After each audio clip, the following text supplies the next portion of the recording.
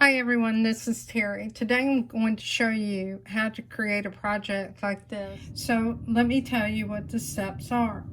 So the first thing we're going to do is let's just go to home. We're going to go to my design center. You want to choose the size of the hoop that you're going to use as a frame embroidery area. I'm going to change this to inches. I'll speak of inches and measurements, and then I'll use millimeters for stitch length.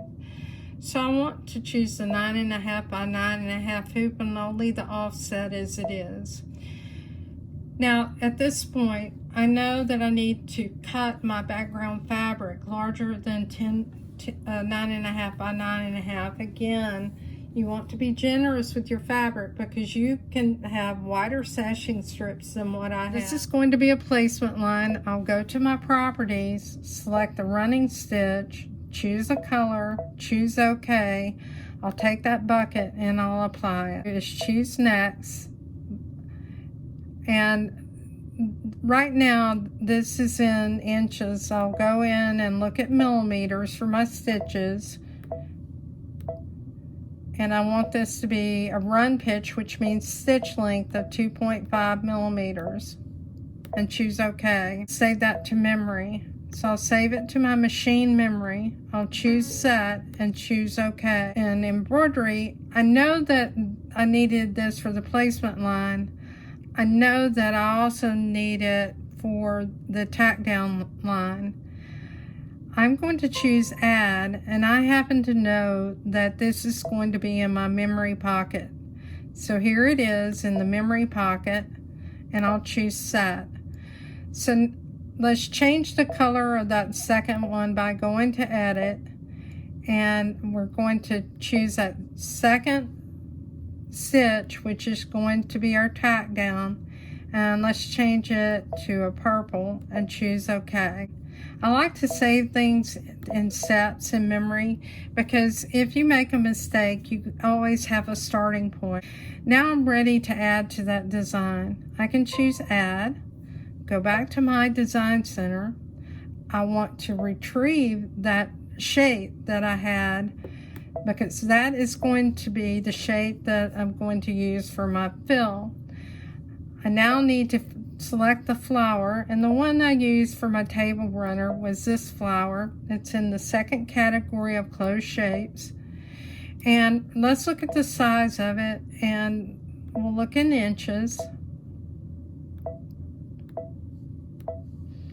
It's 6.58 inches. That's a nice size because I'm going to have a 1.5 inch center. Go ahead and add that center right now. So we'll go back and let's pick up that center and choose OK. Let's go to size and let's resize this. If you hold it down, it moves faster, and I want it to be about 1.5 inches. Now I know with this particular flower that it is going to be off center, so I'm going to move that down some, and then I'll also move it to the left. And now I have that in place, I'll choose OK. Now let's go ahead and make these two objects as a no sew line by going to our settings, and I'll explain why you're doing that in just a moment. And if you hear this double click, it means that I've applied that. The reason I'm doing that is I need to have my background fill. So to have my background fill, I also don't need to have this outline stitch out, so I'll touch it as well, and I'll apply my fill stitch. So I'll go to my properties, I'll select my fill stitch, and I believe I used number 34. If you don't have as many fills as I do, it may be because you haven't purchased upgrade kits. So now what I'll do is I'll take that fill stitch and fill it into that background, and that's all I want to do. I'll choose next, and I like to change the size of my background fill. You'll notice that these arrows don't work, which means I just had that fill stitch, which is correct. And I'm going to change this to about 165% and choose OK. Now I do want to turn the outline on, and the reason I'm doing that is I want to create my placement line for my fabric for my inside applique. And if I turn that outline on, I'll save a step. So you can see that I've saved that step here.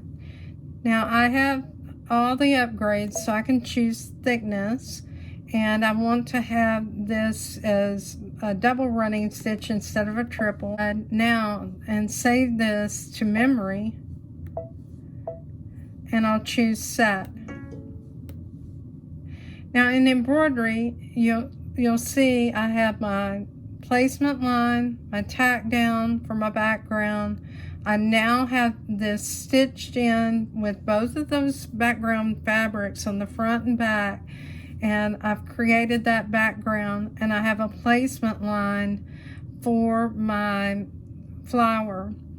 Now you can't put your fabric on the back for your flower and try to save a step here, because what would happen is you would end up with this decorative fill. So remind yourself of that if you think you're going to save a step. So now let's save this to memory. We'll choose add. We're going to go back to my design center. We'll retrieve our design. And here it is. We'll choose OK. So now what we're going to do is we're going to turn off some of the stitches that we don't need. So we don't need the outline of the background, and I need to choose the bucket. I don't need my decorative fill, so I'll go into my settings for the fill and make that a no-sew. So I'll apply that. I'm going to go to our settings, choose a double running stitch. Let's choose a color and apply it to the outline of that flower. Now I do want to make sure I have a no-sew line on the center, and if you hear like a click click, that means that's what you have. You'll choose next, and we'll go into our settings. We're going to go to the size again. We'll choose millimeters, choose OK, and let's change this to 2.5 millimeters and choose OK. Again, that's stitch length. Now you can save this to memory, choose set, and choose OK. And now what you want to do is, let's just say that to memory. All right, let's choose add. Now we'll go back to my design center, and now we're ready to work on the center. Let's go back and retrieve our design. And we'll select the flower, we'll choose OK. Let's make sure we have no-sew lines on everything that we don't need. So we'll go into our settings. We'll choose no-sew. We're going to make sure that those are no-sew lines and for this outline. And we're ready for our satin stitch. And we'll apply that satin stitch with the bucket to the outside of the flower. Now we want to have a running stitch on the inside of that flower that can be a tack down, or it could be a placement line, and I'll apply that stitch to the center. Now let's go ahead and choose next, and I want to change the zigzag width not to 6 millimeters but to 4 millimeters, and choose OK. And then I want to change this to 2.5 millimeters and choose OK. And save this to memory. Now go ahead and choose set. So you can see we have the placement, we have the tack down, and we now have the satin stitch around our flower. We have our appliques on the front and back, and we have the placement line for the center of our flower. So let's say that to memory. Now what I'm going to do is I'm going to go back and choose Add. I'll go into my Design Center. I need to have that tack down stitch. I'll recall this design, choose OK.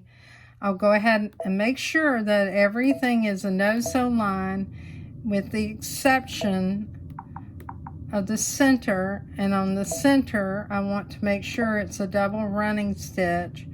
I'll choose a color, take the bucket and apply that color. I'll choose Next.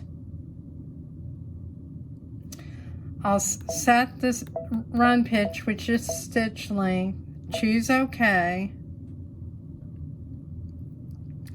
and I'll save this to memory on the machine. And then, but there's one thing I noticed. You see right here, we have something on the screen, and I've touched my screen right here, and I have a stitch. I'll take the eraser, and I need to locate that stitch. So let's zoom in to it.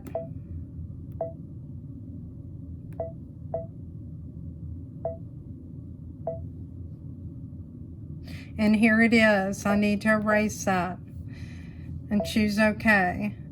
Now let's go to Next.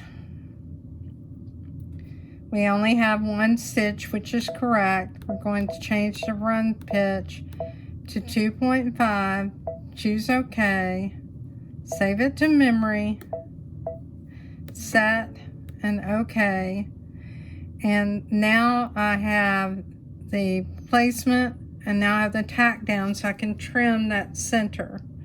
So you can see all my steps, and again, save this to memory. Now we're ready to add our final 2 stitches. So let's choose Add. We'll go to My Design Center. In My Design Center, we're going to retrieve that design. We'll choose OK. We're going to make sure we have no-sew lines on everything that, except for the center, and then we do. If you're in doubt, you can go to Next. You can see if you have those no-sew lines. I just like to make sure because I stop and start, and I never know whether I finished a step or not. Now what I'm going to do is I'll take the bucket and I'm going to apply the stitch to the center, and that's going to be my satin stitch. I'll choose Next. I want this satin stitch to be about 2.5 millimeters, and I'll choose Set. But before I do that, let me cancel for a minute. Let me save it to memory, and let's choose Set and choose OK. All right, so now you can see we have all of those steps, and I made a mistake. I moved something, choose Undo to move it back in position. And if you want, this would probably be a good time to group everything together, and to do that, we'll just go in and group it all together. And that way, if I move it, it's all moving at once. In fact, you can see right here, I've done that. Let's go to Edit. Let's go to Move, and let's move it back to the center and choose OK. All right, so now looking at Edit again and our thread colors, the only thing I need to do is to create that decorative stitch that I have in the center, and you can see that right here. So now what I'm going to do is choose Add, and you notice I didn't save that though. So if something happens, I've lost that last step. So I'm going to go to my design center and I'm going to retrieve my design. And here's the design. Let's go ahead and choose OK. And I want to change that stitch. I'll go in and we'll choose no sew. And you can see that we have a no sew line here and here. And now we're going to choose our properties, and in our properties we're going to choose the decorative stitch. And for that decorative stitch I want to use little balls and choose OK. Let's choose this hot pink. We're going to take our bucket and apply that, choose next, and you have two objects here that you can change. You can change the height of it. I made mine about 13 and a half millimeters because I wanted them to move towards the center, and I changed the distance because I wanted these stitches to be somewhat apart so that I could actually see the detail. And you can see mine were closer together here, but you can create the effect that you want. Let's go ahead now, say that to memory, and that way you have it. And let's choose set and OK. And here's our complete design. Let's go ahead and group everything together and choose OK. Let's save it to memory. And we now have created an embroidery design.